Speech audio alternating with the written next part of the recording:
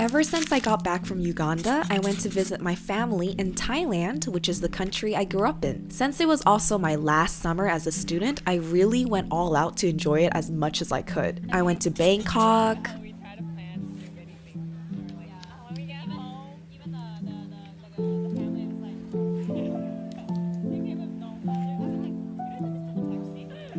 Phuket,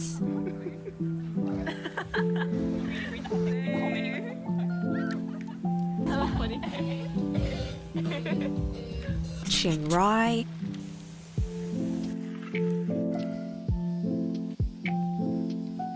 and just really had the best time. I got very lucky with the timing too, because a lot of my high school friends came to visit at the same time, so we had several reunions and just spent quality time with a few of my favorite people. Then I came to Korea to finish my last summer of university, which is when reality sunk in. The pressure of needing to find a job despite not knowing what I really want to do after graduating, living in constant uncertainty, gave me so much stress and anxiety, like for real guys. But while I was going through one of the darkest times of my life, the best thing happened to me. One of my closest friends, my ride or die, came to visit me in Korea from Canada. It's been a year since we last saw each other in person, but you know those type of friends where you just start from where you left off no matter how long time has passed?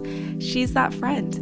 There was no need for awkward small talk or time to get back into the rhythm because as soon as we saw each other, we instantly clicked. We went to a cool under-the-sea themed cafe where we purposely sat on the outdoor rooftop because we knew how loud and obnoxious and annoying we were going to be from talking and laughing too much.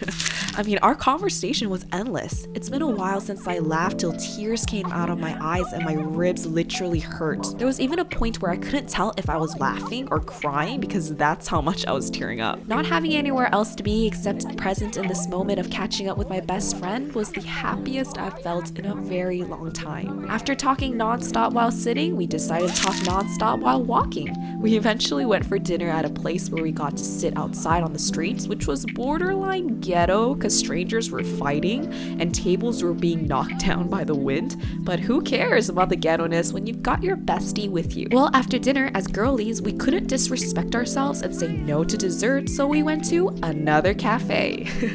I mean, at this point, we've been hanging out for 6 hours straight, but there was still so much to talk and laugh about. It was just ridiculous. I missed seeing this version of me, guys. Like this version where I laugh till I'm crying, laugh till I can't breathe.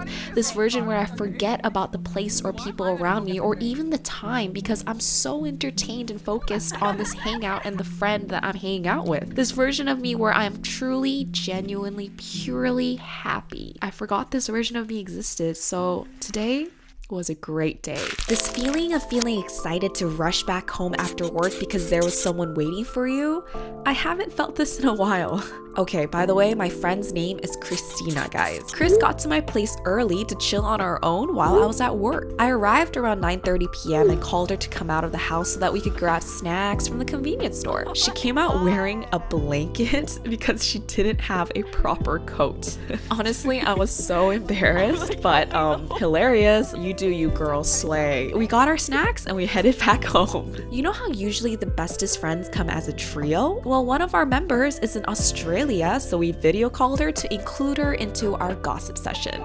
I'm surprised my neighbors didn't file in a complaint yet because we were so loud talking over one another, but that's how our sleepover went. The next day, we woke up and headed to Garosu-gil, one of the rich and bougie areas of Seoul. The weather suddenly became ridiculously, unbelievably cold, so we went to eat something warm and soupy. Then we walked around to look at shops and products that my broke ass cannot afford, but Chris did end up buying some things because she is a working woman, y'all. We also stood in line to get into the tambourine store. I honestly thought it was so silly to wait in line to smell hand creams, but I guess using Jenny as the face of the brand is truly working effectively because I secretly was intrigued by the brand too. Next, we walked over to Gentle Monster because I wanted to try on sunglasses that were the price of my rents. I honestly can't wait to be rich enough to afford to wear these types of luxury, guys. I soon felt fatigued from how poor all these shops were making me feel, so we ended up at a cafe to sit, eat, and talk,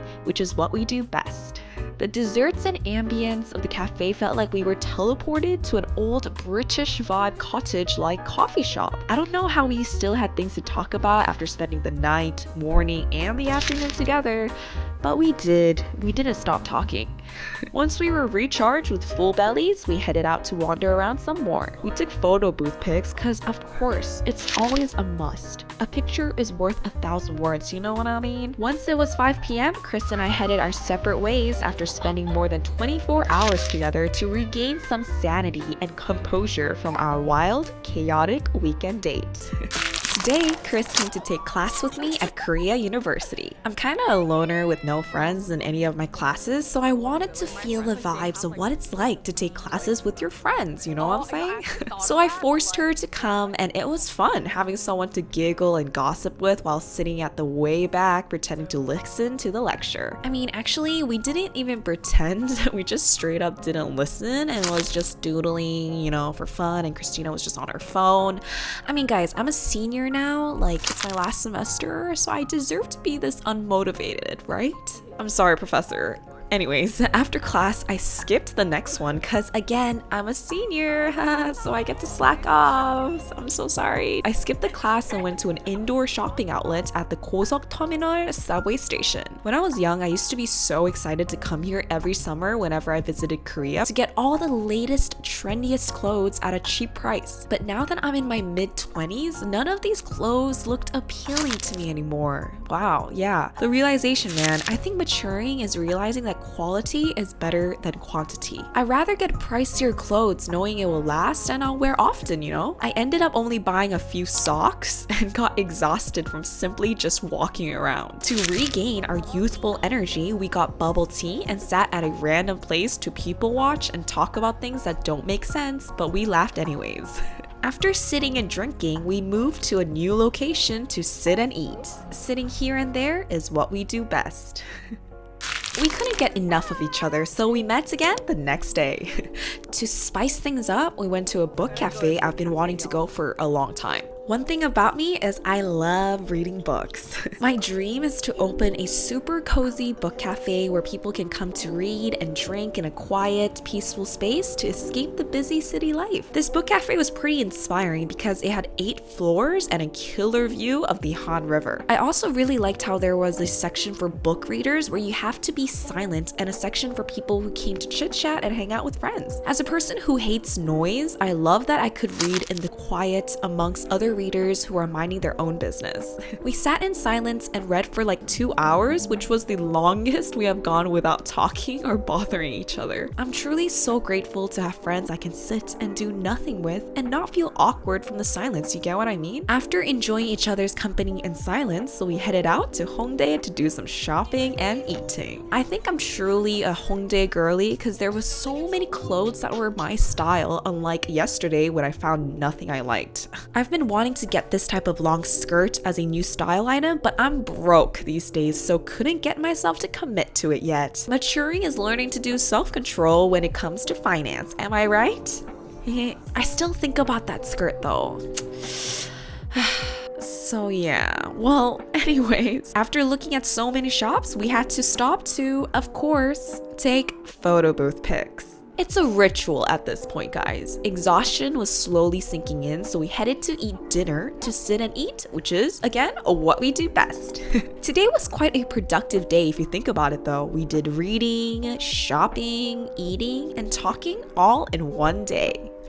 Today, Chris came over to my church for Sunday service. I had to be in the media room to help out, so I made her join me in the room instead so that she doesn't have to sit on her own awkwardly. Since my church is next to the famous Han River Park, we headed over after the service ended. Eating ramen at the park is a must, so we got ramen and snacks at the convenience store. The park is usually so crowded, especially on weekends, but today it was surprisingly so empty. It's been ridiculously so cold in Seoul for the past few days, but today the weather seemed perfect for an outdoor activity, so we felt so lucky being able to sit on picnic tables with the view of the Han River in peace away from crowds. When we started to talk about how lucky we are from having the park all to ourselves, we pretty soon realized why the park was so empty in the first place. It got pretty windy and cold again. Yes. But before we jinxed the good weather, we had a random photo shoot and Oh gosh. Oh man, guys. Girl, the photos came out so good, y'all. So good. You know it's a good day when you get good photos of you in your outfit, right? I mean, come on. Unfortunately, we were too busy taking pictures that our ramen went cold, so we barely had any and soon had to leave because it was getting too cold to pretend like we love being in nature. We headed over to a cafe in Hongdae called Pie in the Shop. The cafe took me by surprise because the interior design was nice and the pies were really good too. Most girls who come as twos just order one cake to share, but for me and Chris, we love hoarding desserts, so we got two to share. We sat on the rooftop thinking that we wanted the vibes and the aesthetics to enjoy our cafe date. I mean, the vibes were there though. Like, come on, look at this. It was giving. The vibes were giving. Oh, why am I talking like this?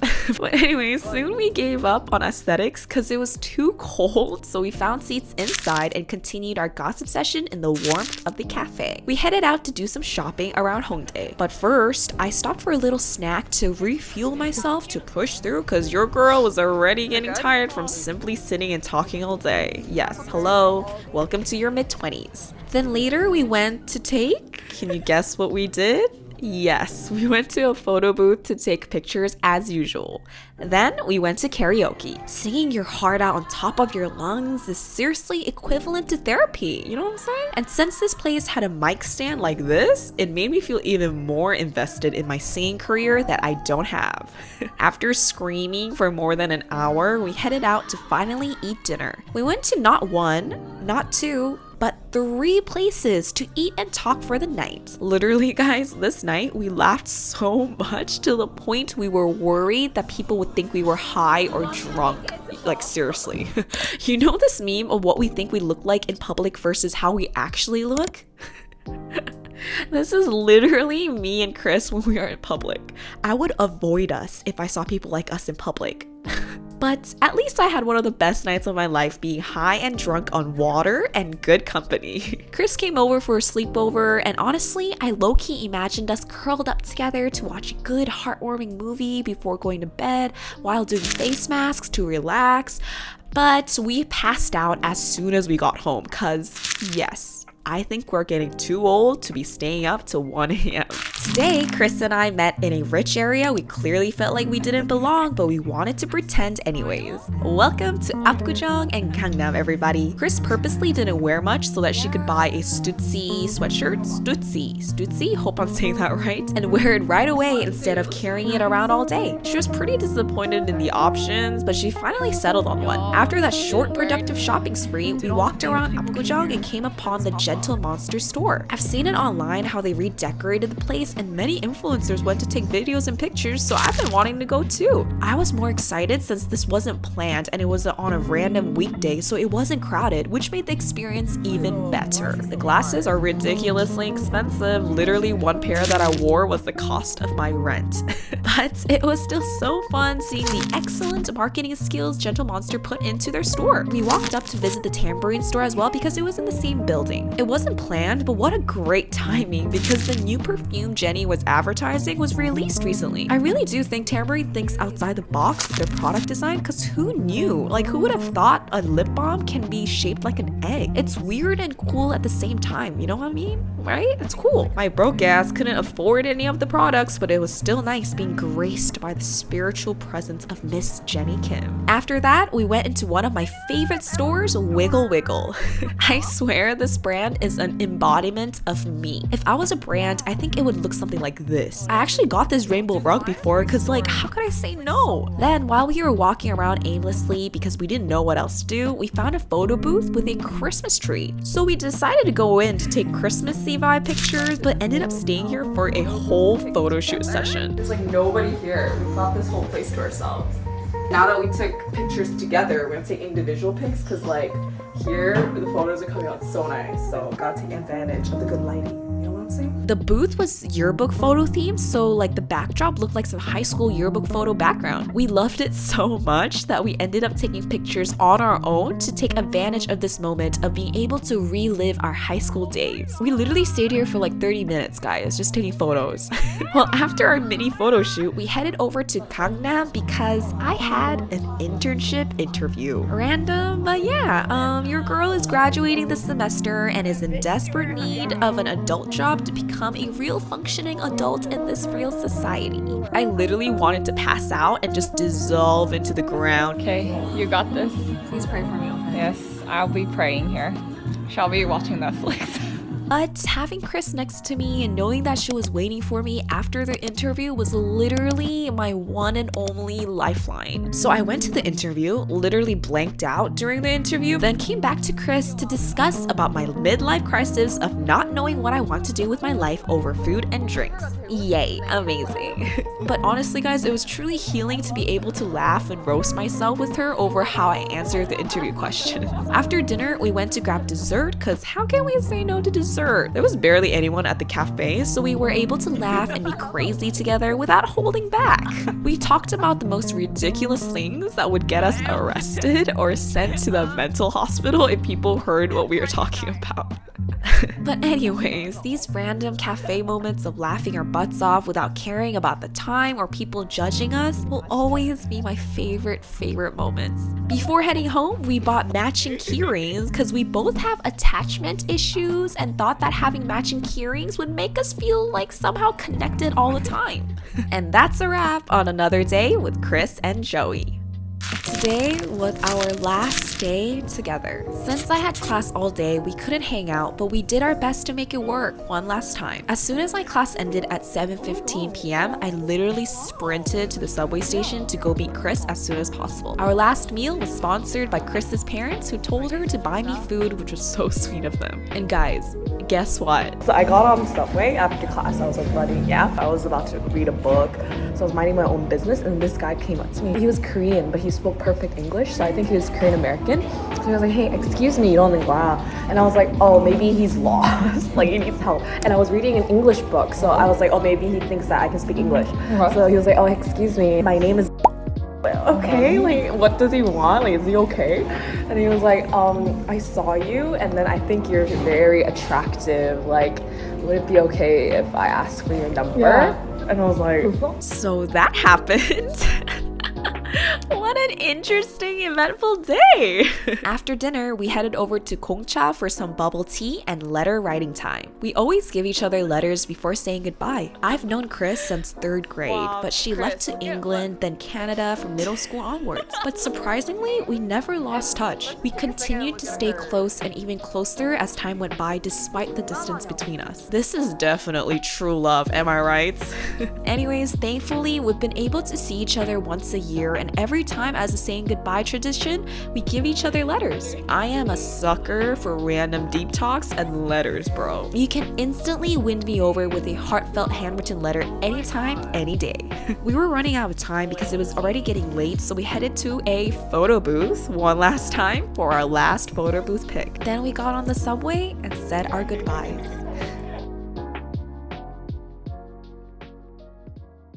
I've been in a pretty dark place ever since I got back from my summer break because the reality of graduating and not knowing what my next step is has been giving me so much anxiety and stress. But having one of my closest friends near me has seriously given me a purpose in life once again. I realized that in the end, in order to survive, in order to feel the need or desire to live, the people you surround yourself with influences that decision immensely. Making plans with Chris, knowing that in a few hours I was going to see her after a boring day at school, knowing that she was waiting for me back at home after a tiring day at work, knowing that I could run to her as soon as my job interview ended, literally gave me the energy and motivation to push through. The older I get, the more I start to appreciate the friends who have stayed by my side even despite living in different countries and being miles apart. The cliches always cringe me out and seems too dramatic, but I realize the cliches exist for a reason. I am I'm able to be me today, able to get through the lows, all thanks to the memories I've shared with my close friends. Even though those memories are in the past, it is what gets me through the present.